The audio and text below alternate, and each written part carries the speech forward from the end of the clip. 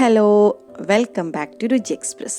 ഇന്ന് ഞാൻ വന്നിട്ടുള്ളത് കല്യാണ തലേന്ന് കിട്ടുന്ന നെയ്ച്ചോറും കൂടെ വിളമ്പുന്ന ലഗോൺ ചിക്കൻ കറിയുമായിട്ടാണ്.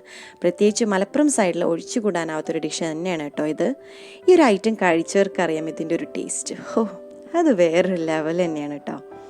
സത്യം പറയുകയാണെങ്കിൽ ഈ ഒരു സമയത്ത് വല്ലാണ്ട് മിസ് ചെയ്തു ഈ ഒരു ഡിഷ്. അതുകൊണ്ടൊന്ന് ട്രൈ ചെയ്തു, കൂടെ ഞാൻ നിങ്ങളുമായിട്ടൊന്ന് ഷെയർ ചെയ്യാമെന്ന് കരുതി അങ്ങനെ വന്നതാണ് കേട്ടോ. അപ്പോൾ ഇതിൻ്റെ കൂടെ ഞാനൊരു കിടിലം തട്ടുകട സ്റ്റൈൽ കാട ഫ്രൈയും കൂടെ ചെയ്യുന്നുണ്ട്. അപ്പോൾ സബ്സ്ക്രൈബ് ചെയ്യാതെയാണ് നിങ്ങൾ ഈ വീഡിയോ കാണുന്നെങ്കിൽ രുചി എക്സ്പ്രസ് എന്ന ഞങ്ങളുടെ ചാനൽ ഒന്ന് സബ്സ്ക്രൈബ് ചെയ്യണേ.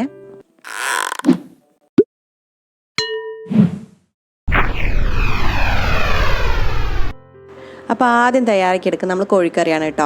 അപ്പോൾ അതിന് കോഴിക്കറി എന്ന് പറഞ്ഞിട്ടുണ്ടെങ്കിൽ ലഗോൺ വെച്ചിട്ടുള്ളതാണ്. നമ്മൾ കല്യാണ തലേന്നൊക്കെ നമുക്ക് മലപ്പുറം സൈഡിലൊക്കെ കിട്ടുന്നത് ലഗോൺ വെച്ചിട്ടുള്ള കറിയാണ്. അപ്പോൾ അതുകൊണ്ട് തന്നെ ഞാൻ ലഗോണാണ് എടുത്തിട്ടുള്ളത്. 1 കിലോ ലഗോണാണ് എടുത്തിട്ടുള്ളത്. ഇനി നമുക്ക് അതിലോട്ടുള്ള മസാലപ്പൊടികൾ എന്തൊക്കെയാണെന്ന് നോക്കാം. അതിന് വേണ്ടിയിട്ട് ഞാനിത് ഇവിടെ 1 ടീസ്പൂൺ മുളക് പൊടി എടുത്തിട്ടുണ്ട്. കാശ്മീരി മുളക് പൊടിയാണ് കേട്ടോ.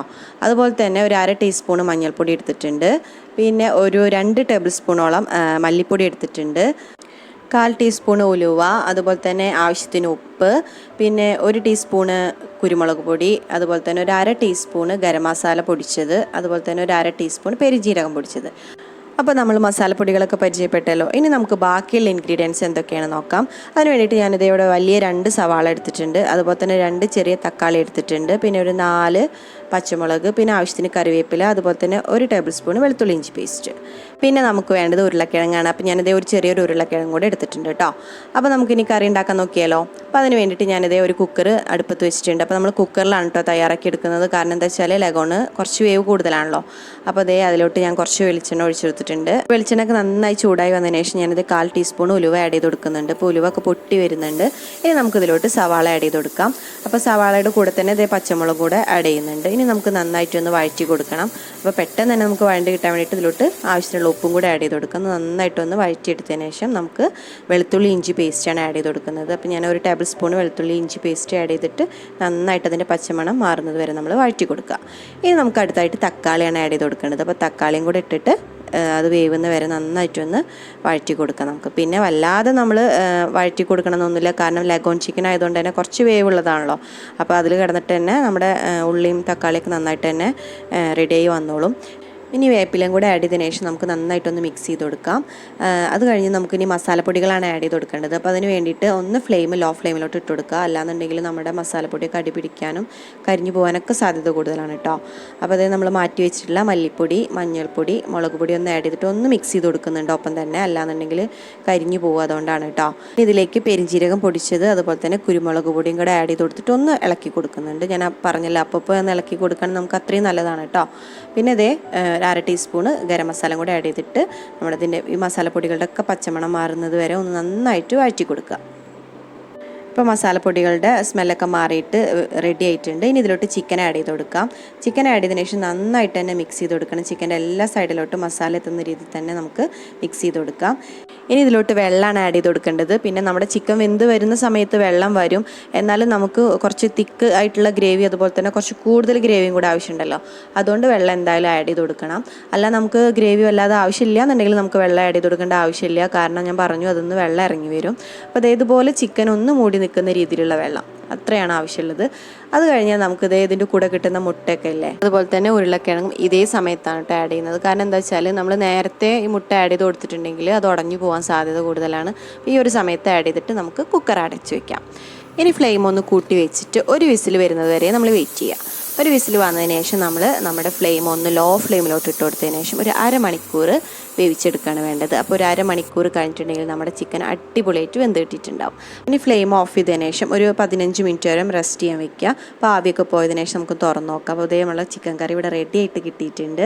ഇനി ഇതിലോട്ട് കുറച്ച് കറിവേപ്പിലയും കൂടെ ആഡ് ചെയ്തിട്ട് നമുക്കൊന്ന് മിക്സ് ചെയ്ത് കൊടുക്കാം. ഈ സമയത്ത് നമുക്ക് ഗ്രേവി കുറവാണെന്ന് തോന്നുകയാണെങ്കിൽ കുറച്ച് ചൂടുവെള്ളം ഒഴിച്ചു കൊടുക്കണം കേട്ടോ. ചൂടുവെള്ളം തന്നെ ഒഴിച്ചു കൊടുക്കണേ, പച്ചവെള്ളം ഒഴിച്ചു കൊടുക്കരുത്. അപ്പോൾ ചൂടുവെള്ളം ഒഴിച്ചു കൊടുത്തിട്ട് നമ്മൾ ഗ്രേവി കറക്റ്റാക്കി കൊടുക്കുക. അപ്പോൾ നമ്മുടെ ചിക്കനും അതുപോലെ തന്നെ ഉരുളക്കിഴങ്ങൊക്കെ കറക്റ്റ് കറക്റ്റായിട്ട് വെന്ത് കിട്ടിയിട്ടുണ്ട്. ഉരുളക്കിഴങ്ങ് ആഡ് ചെയ്തുകൊണ്ട് തന്നെ നമ്മുടെ കറി നല്ല തിക്കായിട്ട് തന്നെ വന്നിട്ടുണ്ട്. പിന്നെ അത് കണ്ടില്ലേ, മുട്ടയൊക്കെ നമുക്ക് ഉടയാതെ തന്നെ കിട്ടിയിട്ടുണ്ട് കേട്ടോ. അപ്പോൾ നമ്മുടെ ചിക്കൻ കറി ഇവിടെ റെഡി ആയിട്ടുണ്ട്. അടുത്തതായി നെയ്ച്ചോറാണ് നമ്മൾ തയ്യാറാക്കി എടുക്കുന്നത്. അതിന് വേണ്ടിയിട്ട് ഞാൻ 4 ഗ്ലാസ് അരിയാണ് എടുത്തിട്ടുള്ളത്. UTC ഫസ്റ്റ് ക്വാളിറ്റി അരിയാണ് എടുത്തിട്ടുള്ളത്. അപ്പോൾ ഇത് നന്നായിട്ടൊന്ന് വാഷ് ചെയ്തതിന് ശേഷം നമുക്കൊന്ന് കുതിർത്ത് വയ്ക്കാം. അടുത്തതായി നെയ്ച്ചോറിലോട്ടുള്ള ഇൻഗ്രീഡിയൻസ് ഒന്ന് നോക്കിയാലോ. അതിന് വേണ്ടിയിട്ട് ഞാനതൊരു ചെറിയൊരു ക്യാരറ്റ് എടുത്തിട്ടുണ്ട്, അതുപോലെ തന്നെ ഒരു തണ്ട് കറിവേപ്പില, പിന്നെ ചെറിയൊരു സവാള കേട്ടോ. അപ്പോൾ ഇത്രയാണ് ആവശ്യമുള്ളത്. അതുപോലെ തന്നെ നമുക്കിനി സ്പൈസസ് ആണ് വേണ്ടത്. അപ്പോൾ അതെന്തൊക്കെയാണ് നോക്കാം അല്ലേ. 1 ടീസ്പൂണ് കറാമ്പൂവ് എടുത്തിട്ടുണ്ട്, അതുപോലെ തന്നെ ഒരു 6 ഏലക്കായ എടുത്തിട്ടുണ്ട്, പിന്നെ ഒരു 1.5 ടീസ്പൂണ് പട്ടയാണ് എടുത്തിട്ടുള്ളത്. പിന്നെ വേണ്ടത് സാജീരകമാണ്. അപ്പോൾ ഞാനതേ ഒരു 1/4 ടീസ്പൂണ് സാജീരകം കൂടെ എടുത്തിട്ടുണ്ട്. അപ്പോൾ ഇത്രയാണ് നമുക്ക് ഇതിലോട്ട് വേണ്ടിയിട്ടുള്ള സ്പൈസസ്. ഇനി നമുക്ക് നെയ്ച്ചോറും തയ്യാറാക്കി എടുത്താലോ. അതിന് വേണ്ടിയിട്ട് ഞാനിവിടെ ഒരു പാത്രം അടുപ്പത്ത് വെച്ചിട്ടുണ്ട്. അപ്പോൾ നന്നായിട്ടൊന്ന് പാത്രം ചൂടായി വന്നതിന് ശേഷം നമുക്ക് നെയ്യ് ഒഴിച്ചു കൊടുക്കാം. അപ്പോൾ പൊതുവേ ഞാൻ വീട്ടിൽ തയ്യാറാക്കി എടുക്കുമ്പോൾ നെയ്യിലാണ് കേട്ടോ ഉണ്ടാക്കി എടുക്കാറുള്ള നെയ്ച്ചോറ്. അപ്പോൾ നമ്മൾ പറഞ്ഞു കല്യാണ വീട്ടുകളിൽ കിട്ടുന്നത് അതുപോലെ തന്നെ പള്ളികളിൽ നിന്നൊക്കെ കിട്ടുന്ന നെയ്ച്ചോറിൻ്റെ സ്റ്റൈലിൽ ആകുമ്പോൾ അതിലോട്ട് സൺഫ്ലവർ ഓയിലും കൂടെ ആഡ് ചെയ്ത് കൊടുക്കാറുണ്ട്. അപ്പോൾ ഞാനിതിവിടെ 1 ടീസ്പൂണ് സൺഫ്ലവർ ഓയിലും കൂടെ ആഡ് ചെയ്ത് കൊടുക്കുന്നുണ്ട്. ഇനി നെയ്യും അതുപോലെ തന്നെ സൺഫ്ലവർ ഓയിലും ഒന്ന് നന്നായിട്ട് ചൂടാവാൻ വേണ്ടിയിട്ട് നമുക്ക് വെയിറ്റ് ചെയ്യാം. നന്നായിട്ട് ചൂടായി വന്നിട്ടുണ്ട്. ഇതിലോട്ട് നമുക്ക് സ്പൈസസ് ആഡ് ചെയ്ത് കൊടുക്കാം. സ്പൈസസ് ആഡ് ചെയ്തിട്ട് അതൊന്ന് പൊട്ടി വരുന്ന സമയത്ത് നമുക്ക് സവാളയാണ് ആഡ് ചെയ്ത് കൊടുക്കേണ്ടത്. അപ്പോൾ സവാള ആഡ് ചെയ്ത് കൊടുക്കുന്നുണ്ട്. അപ്പോൾ സവാള ആഡ് ചെയ്ത് കൊടുത്തിട്ടുണ്ടെങ്കിൽ ഒന്ന് ചെറുതായിട്ടൊന്ന് വഴറ്റിയെടുത്താൽ മതി. അത് ബ്രൗൺ കളർ ആവാനൊന്നും നിൽക്കരുത് കേട്ടോ. ബ്രൗൺ കളറൊക്കെ ആയിട്ടുണ്ടെങ്കിൽ നമ്മുടെ നെയ്ച്ചോറിന് ടേസ്റ്റ് തന്നെ മാറിപ്പോവും.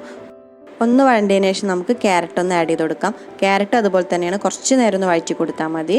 അതിനുശേഷം നമുക്ക് വേപ്പില ആഡ് ചെയ്ത് കൊടുക്കാം. അപ്പോൾ ഞാനത് കുറച്ച് കറിവേപ്പിലയും കൂടെ ആഡ് ചെയ്ത് കൊടുക്കുന്നുണ്ട്. ഇനി നന്നായിട്ടൊന്ന് മിക്സ് ചെയ്തതിന് ശേഷം നമുക്ക് വെള്ളം ഒഴിച്ചു കൊടുക്കണം. അപ്പോൾ വെള്ളത്തിൻ്റെ കണക്ക് എന്ന് പറഞ്ഞിട്ടുണ്ടെങ്കിൽ നമ്മൾ ഏത് ഗ്ലാസ്സിനാണോ അരി എടുത്തിട്ടുള്ളത് ആ സെയിം ഗ്ലാസ്സിൽ തന്നെ 1.25 ഗ്ലാസ് വെള്ളമാണ് നമ്മൾ എടുക്കേണ്ടത്.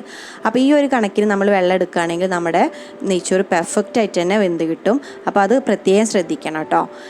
ഇനി ഇതിലോട്ട് ആവശ്യമായിട്ടുള്ള ഉപ്പ് ആഡ് ചെയ്ത് കൊടുക്കുക. അപ്പോൾ ഉപ്പ് ആഡ് ചെയ്ത് കൊടുക്കുമ്പോൾ നമ്മൾ ചോറിലോട്ടും കൂടെ ആവശ്യമായിട്ടുള്ള ഉപ്പ് തന്നെ ആഡ് ചെയ്ത് കൊടുക്കണം. അപ്പോൾ ഒത്തിരി വെള്ളത്തിൽ നമ്മൾ ടേസ്റ്റ് ചെയ്യുമ്പോൾ കുറച്ച് ഉപ്പ് മുന്നോട്ട് നിൽക്കുന്ന രീതിയിൽ തന്നെ ആവണം കേട്ടോ. അപ്പോൾ അതൊന്ന് പ്രത്യേകം ശ്രദ്ധിക്കുക.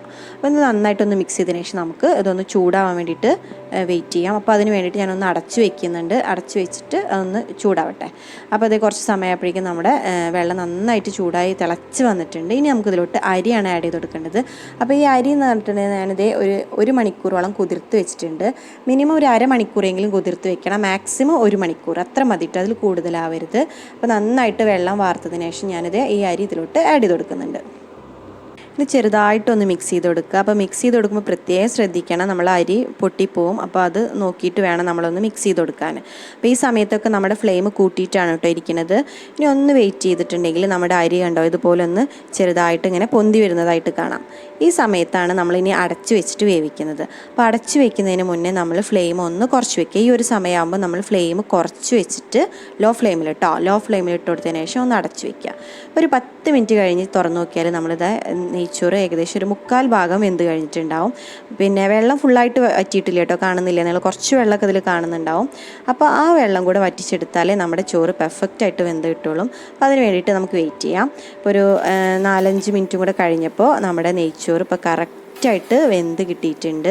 ഇനി നന്നായിട്ടൊന്ന് ഇളക്കി കൊടുക്കണം. അപ്പോൾ എല്ലാ സൈഡും ഒന്ന് ഇതുപോലെ ഇളക്കി കൊടുക്കുക. അപ്പോൾ നമ്മുടെ നെയ്ച്ചോറ് കട്ട പിടിക്കാതെ തന്നെ നമുക്ക് കിട്ടിയിട്ടുണ്ട്. മാത്രമല്ല നല്ല സോഫ്റ്റായിട്ട് നിങ്ങൾക്ക് കാണുമ്പോൾ തന്നെ മനസ്സിലാവുന്നുണ്ടാവും, നല്ല സോഫ്റ്റായിട്ട് തന്നെ വെന്ത് കിട്ടിയിട്ടുണ്ട്. കുറേ പേര് എൻ്റെ അടുത്ത് പറയാറുണ്ട് നെയ്ച്ചോറ് ഇങ്ങനെ കട്ട പിടിക്കുന്ന പരാതികളൊക്കെ. അപ്പോൾ ഈ ഒരു രീതിയിൽ നിങ്ങൾ ഉണ്ടാക്കി നോക്കൂ, ഇതുപോലെ നിങ്ങൾക്ക് പെർഫെക്റ്റായിട്ട് തന്നെ കിട്ടും. അപ്പോൾ നമ്മുടെ നെയ്ച്ചോറ് ഇവിടെ റെഡി ആയിട്ടുണ്ട്. ഫ്ലെയിം ഓഫ് ചെയ്തിട്ട് നമുക്ക് നെയ്ച്ചോറ് മാറ്റി വയ്ക്കാം. അടുത്തായിട്ട് ഞാൻ ഇതിലോട്ട് ആഡ് ചെയ്ത് കൊടുക്കുന്നത് അണ്ടിപ്പരിപ്പ് മുന്തിരിയും വറുത്തതാണ്. അപ്പോൾ നെയ്യിലാണ് കേട്ടോ വറുത്ത് വെച്ചിട്ടുള്ളത്. അതും കൂടെ ആഡ് ചെയ്ത് കൊടുക്കുന്നുണ്ട്. ഓപ്ഷണലാണ്, നമ്മുടെ കയ്യിലുണ്ടെങ്കിൽ മാത്രം നമ്മൾ ആഡ് ചെയ്ത് കൊടുത്താൽ മതി, ഒരു നിർബന്ധവും ഇല്ല കേട്ടോ. അടുത്തതായി നമുക്കൊരു തട്ടുകട സ്റ്റൈൽ കാട ഫ്രൈ തയ്യാറാക്കിയെടുക്കാം. അപ്പോൾ വീട്ടിലായതുകൊണ്ടാണ് കേട്ടോ ഞാൻ കാട ഫ്രൈയും കൂടെ തയ്യാറാക്കി എടുത്തിട്ടുള്ളത്. അപ്പോൾ അതിൻ്റെ ഇൻഗ്രീഡിയൻസ് എന്തൊക്കെയാണ് നോക്കാം. ഞാനിവിടെ 3 കാടയാണ് എടുത്തിട്ടുള്ളത്. അപ്പോൾ അതിലോട്ടുള്ള മസാലപ്പൊടികൾ എന്തൊക്കെയാണ് നോക്കാം. അതിന് വേണ്ടിയിട്ട് ഞാനിത് ഒരു ചെറിയൊരു മിക്സിയുടെ ജാർ എടുത്തിട്ടുണ്ട്. അതിലോട്ട് 1 ടേബിൾ സ്പൂണ് കാശ്മീരി മുളക് പൊടി, അതുപോലെ തന്നെ ഒരു 1/4 ടീസ്പൂണ് മഞ്ഞൾപ്പൊടി, പിന്നെ ഞാൻ ആഡ് ചെയ്ത് കൊടുക്കുന്നത് ഒരു 1/4 ടീസ്പൂണ് പെരിഞ്ജീരകം പൊടിച്ചത്, പിന്നെ ഒരു 1/2 ടീസ്പൂണ് കുരുമുളക് പൊടി, അതുപോലെ തന്നെ ഒരു 1/4 ടീസ്പൂണ് ഗരം മസാല, പിന്നെ നമുക്ക് വേണ്ടത് ഒരു അര ടീസ്പൂണ് വെളുത്തുള്ളി ഇഞ്ചി പേസ്റ്റാണ്. അപ്പോൾ അതും കൂടെ ആഡ് ചെയ്ത് കൊടുക്കുന്നുണ്ട്. അതോടൊപ്പം തന്നെ ഞാനതൊരു 3 ചെറിയ ഉള്ളിയും കൂടെ ആഡ് ചെയ്ത് കൊടുക്കുന്നുണ്ട്. പിന്നെ കുറച്ച് വേപ്പില ഇട്ട് കൊടുക്കുന്നുണ്ട്. അതുപോലെ തന്നെ ഇനി ആവശ്യമുള്ളത് വിനാഗിരിയാണ്. അപ്പോൾ ഞാനൊരു 1.5 ടേബിൾ സ്പൂണ് വിനാഗിരിയും കൂടെ ഒഴിച്ചു കൊടുക്കുന്നുണ്ട്. പിന്നെ നമുക്ക് വേണ്ടത് ആവശ്യത്തിനുള്ള ഉപ്പ്. അപ്പോൾ ഇത്രയും ആഡ് ചെയ്ത് കൊടുത്തതിന് ശേഷം നന്നായിട്ടൊന്ന് പേസ്റ്റ് ആക്കിയിട്ട് എടുക്കണം. അപ്പോൾ ഒന്ന് അരഞ്ഞ് കിട്ടുന്നതിന് വേണ്ടിയിട്ട് ഞാനൊരു 1.5 ടേബിൾ സ്പൂൺ വെള്ളം കൂടെ ഒഴിച്ചു കൊടുത്തിരുന്നു. അപ്പോൾ അത് ഏകദേശം ഈ ഒരു പരുവത്തിൽ നമുക്ക് കിട്ടിയിട്ടുണ്ട്. ഇനി ഈ മസാല നമുക്ക് കാടയിലോട്ട് തേച്ച് കൊടുക്കാം. അപ്പോൾ ഇതുപോലെ ഇങ്ങനെ വരഞ്ഞു കൊടുത്തിട്ടുണ്ടെങ്കിൽ എല്ലാ സൈഡിലോട്ടും മസാല പിടിച്ചിട്ടുണ്ടെങ്കിൽ നല്ല ടേസ്റ്റ് ആയിരിക്കും നമ്മൾ ഫ്രൈ ചെയ്ത് കഴിഞ്ഞിട്ടുണ്ടെങ്കിൽ. പിന്നെ ഒന്നും കൂടെ സോഫ്റ്റ് ആവാൻ വേണ്ടിയിട്ട് ഞാൻ ഒരു ടേബിൾ സ്പൂണ് കോൺഫ്ലോറും കൂടെ ആഡ് ചെയ്ത് കൊടുത്തിട്ട് നന്നായിട്ട് മിക്സ് ചെയ്ത് കൊടുക്കുന്നുണ്ട്. അപ്പോൾ മസാലയൊക്കെ എല്ലാ സൈഡിലും ആയിട്ടുണ്ട്. ഇതൊന്ന് ഇനി റെസ്റ്റ് ചെയ്യാൻ വേണ്ടി വെക്കുകയാണ് വേണ്ടത്. അപ്പോൾ ഏകദേശം ഞാനൊരു അരമണിക്കൂറാണ് റെസ്റ്റ് ചെയ്യാൻ വേണ്ടി വെക്കുന്നത്. അപ്പോൾ അരമണിക്കൂറൊക്കെ കഴിഞ്ഞിട്ടുണ്ട്. ഇനി നമുക്കൊന്ന് ഫ്രൈ ചെയ്തെടുക്കാം. അപ്പോൾ അതിന് വേണ്ടിയിട്ടൊരു പാൻ അടുപ്പത്ത് വെച്ചിട്ട് ഞാൻ ഓയിൽ ഒഴിച്ചു കൊടുക്കുന്നുണ്ട്. ഓയിലൊന്ന് ചൂടായി വന്നതിന് ശേഷം നമുക്ക് കുറച്ച് കറിവേപ്പിലയും അതുപോലെ തന്നെ കുറച്ച് ഇതുപോലെ നീളത്തിൽ കട്ട് ചെയ്തിട്ടുള്ള പച്ചമുളകും കൂടെ ആഡ് ചെയ്ത് കൊടുക്കാം. അപ്പോൾ അതൊന്ന് ഫ്രൈ ചെയ്ത് വരട്ടെ. അത് ഫ്രൈ ചെയ്ത് വന്നതിന് ശേഷം നമുക്ക് എണ്ണയിൽ നിന്ന് മാറ്റിയെടുക്കാം. ലാസ്റ്റ് ഇതൊന്ന് വെച്ചിട്ട് നമുക്ക് ഡെക്കറേറ്റ് ചെയ്തെടുക്കാം. ഇനി സെയിം ഓയിലോട്ട് തന്നെയാണ് ഞാൻ കാട ആഡ് ചെയ്ത് കൊടുക്കുന്നത്. നമ്മൾ പറഞ്ഞു കേൾക്കാറുണ്ടല്ലേ 1000 കോഴിക്ക് അരക്കാട എന്നൊക്കെ. അപ്പോൾ അതിൽ നിന്ന് തന്നെ നമുക്ക് മനസ്സിലാക്കാം ഒട്ടേറെ ഗുണങ്ങൾ ഇതിനുണ്ട് എന്നുള്ളത്.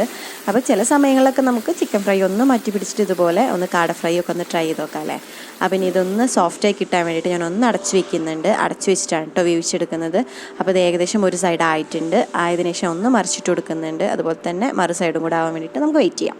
അപ്പോൾ ഏകദേശം ഒരു 10 മിനിറ്റ് കഴിഞ്ഞപ്പോഴേക്കും നമ്മുടെ കാട 2 സൈഡും നല്ല കിടിലായിട്ട് തന്നെ വെന്തിട്ടിട്ടുണ്ട്. ഇനി നമുക്കിതിനെ ഓയിലിൽ നിന്നൊന്ന് മാറ്റിയെടുക്കാം. അപ്പോൾ നമ്മുടെ തട്ടുകട സ്റ്റൈൽ കാട ഫ്രൈ ഇവിടെ റെഡി ആയിട്ടുണ്ട്. നമ്മുടെ ബിരിയാണി റെസിപ്പി കണ്ടിട്ട് എൻ്റെ അടുത്ത് കുറച്ച് സബ്സ്ക്രൈബേഴ്സ് ഇതുപോലെ കല്യാണ തലേന്നത്തെ ഫുഡും കൂടെ ഒന്ന് കാണിക്കാൻ പറഞ്ഞിരുന്നു. അപ്പോൾ അതുകൊണ്ടാണ് ഞാൻ മെയിനായിട്ട് ഇന്ന് ഈ ഒരു ഐറ്റമായിട്ട് വന്നത്. അപ്പോൾ നമ്മുടെ വീഡിയോയ്ക്ക് കുറച്ച് ലെങ്ത് കൂടുതലാണ്. നിങ്ങൾക്കറിയാലോ 3 ഐറ്റം ഞാൻ നിങ്ങളെ പരിചയപ്പെടുത്തിയിരുന്നു. അതുകൊണ്ടാണ് കേട്ടോ. അപ്പോൾ നിങ്ങൾക്ക് ഈ വീഡിയോ ഒക്കെ ഇഷ്ടമായെന്ന് ഞാൻ കരുതുന്നു. ഇഷ്ടമായിട്ടുണ്ടെങ്കിൽ എല്ലാവരും ഒന്ന് ട്രൈ ചെയ്ത് നോക്കൂ. ട്രൈ ചെയ്തിട്ട് നിങ്ങളുടെ അഭിപ്രായങ്ങളൊക്കെ ഒന്ന് കമൻറ്റ് ബോക്സിൽ അറിയിക്കൂ. അതുപോലെ തന്നെ നിങ്ങളുടെ ഫ്രണ്ട്സിനും ഫാമിലി മെമ്പേഴ്സിനും നമ്മുടെ ഈ വീഡിയോ ഒന്ന് ഷെയർ ചെയ്ത് കൊടുക്കൂ. പുതിയ വിഭവങ്ങളും അതുപോലെ തന്നെ പുതിയ പുതിയ വിശേഷങ്ങളുമായിട്ട് നമുക്ക് രുചി എക്സ്പ്രസ്സിലൂടെ വീണ്ടും കാണാം. താങ്ക്